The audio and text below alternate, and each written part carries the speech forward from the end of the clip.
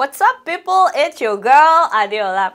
This week, I want to start out talking about the president of Djibouti, Ismail Omar. He recently announced that he's stepping down in 2016. The only problem is that nobody believes him. Before he became president 12 years ago, yeah, he's been in power for the past 12 years. So before he came in power 12 years ago, his uncle was the president. You know, they do this thing like it's a family business. And then when he came to power, the first thing he did was to arrest his only opponent at the time, and that was Musa Idris. And so by the end of his first 6-year term, nobody was willing to run against him. So he was the only candidate for presidency during his second tenure. And of course, he won. Last year, you will not believe this man changed the constitution of Djibouti to allow him to run for his third term. Seriously? And in 2011, before the election, he jailed the opposition parties twice before the election. So by the time election came, all the opposition parties boycotted the election because, you know, they know what happens when you oppose the president. And now he's saying that he will be stepping down in 2016. He said, I swear I'm stepping down in 2016. And it's like, really? Yeah, right. Yeah, we'll see how that goes. When 2016 comes, we'll see what happens. This is so typical of African leaders. They get in power and they don't want to leave. What is it, by the way, with African leaders that when they get in power, they don't want to leave? You guys know Muammar Gaddafi was there for 42 years before he was killed. You know what? Let's talk about those that are alive right now. Theodore Obiang of Equatorial Guinea has been in power for the past 32 years. And it's the same thing with Jose Santos of Angola. He's also been in power for the past 32 years. Even Mugabe, at the age of 87 and dying of cancer, you know, he recently announced that he's running again in the next election. It's like, what? After 31 years of being the president of Zimbabwe. The same thing with Biya of Cameroon. He's been in power for the past 29 years, you know, making sure his wife keeps looking good with all those wigs. And the list goes on. Museveni of Uganda has been president for the past 25 years. And the king of Swaziland has been in power for the past 24 years. The president of Burkina Faso, Blaise, he's also been in power for the past 24 years. That's exactly what I'm saying. All these African leaders, they get in power and they don't want to leave. And Nigeria is not left out of the list. You guys remember when Olusegun Obasanjo was president of Nigeria, he tried to change the constitution so he could run for the third term. This is besides the point that he was a president in the military regime, and then he was elected during the democratic regime and re-elected for his second term, and then he tried to change the constitution so he can run for the third term. Bye-bye, Yabo, you're not the only one. Come on. You can imagine our present president, Goodluck Jonathan, as soon as he got into power, his first agenda was to amend the constitution to make presidential terms from 4 years to 6 years. Can you imagine? Think, is this the only thing that they get concerned with when they are in power? Now, if you look at the list of all these African leaders that I just mentioned, they all have a reputation for corruption. They get in power, they rule for decades, making sure they embezzle all the money that they can. What a shame. I'm just keeping it real, y'all. Speaking of embezzling money, you guys know that since independence in 1960 to 2010, Nigeria has reportedly lost $500 billion to corruption. Money is coming to me. Money is coming to me.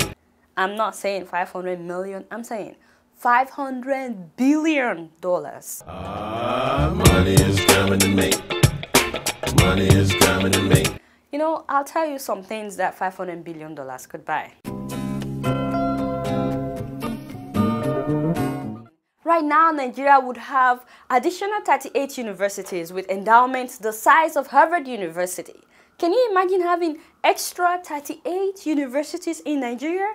The size and the standard of Harvard University with all that it has? Oh my goodness, that would have been wonderful. Can you imagine? The whole world will be coming to Nigeria to study instead of Nigerians going overseas to study. You know, you find us everywhere, you know, US, Europe, Asia, Ghana. Nigerians go to Sudan to study. I'm not kidding you. They go to Sudan. No offense to Sudan, but you know, Sudan? One of the reasons Nigerians go elsewhere to study is because of the strike. You know, you get in school and you don't know when you will get out. That's so sad.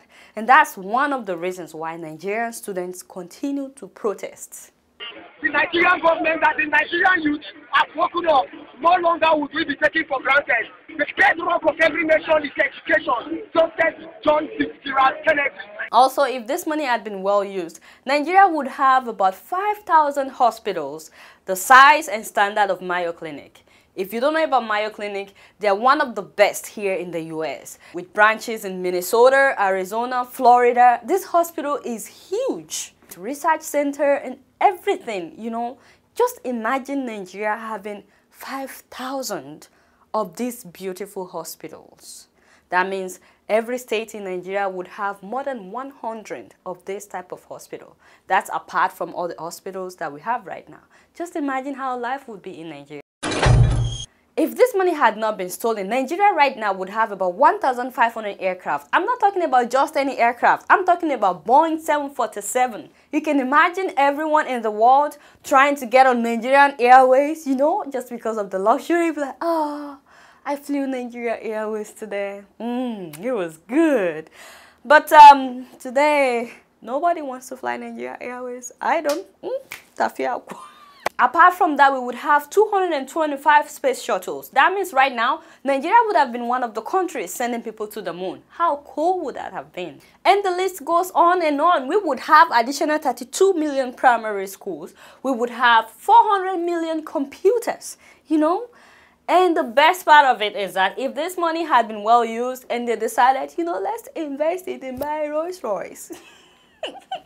Do you know that about 1 million Nigerians will be riding Rolls Royals? Yeah, I could have got me a Rolls Royce, people, you know, like, ah, oh, yeah, that's right. That could have been the case, people.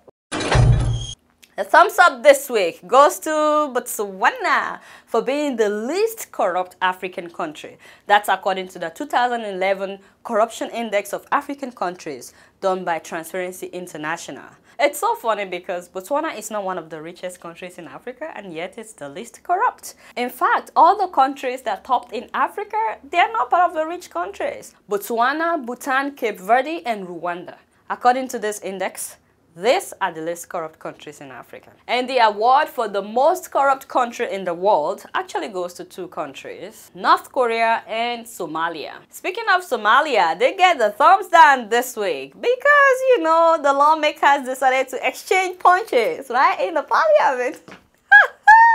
What a shame. Those old men, you know, punching each other right in the parliament.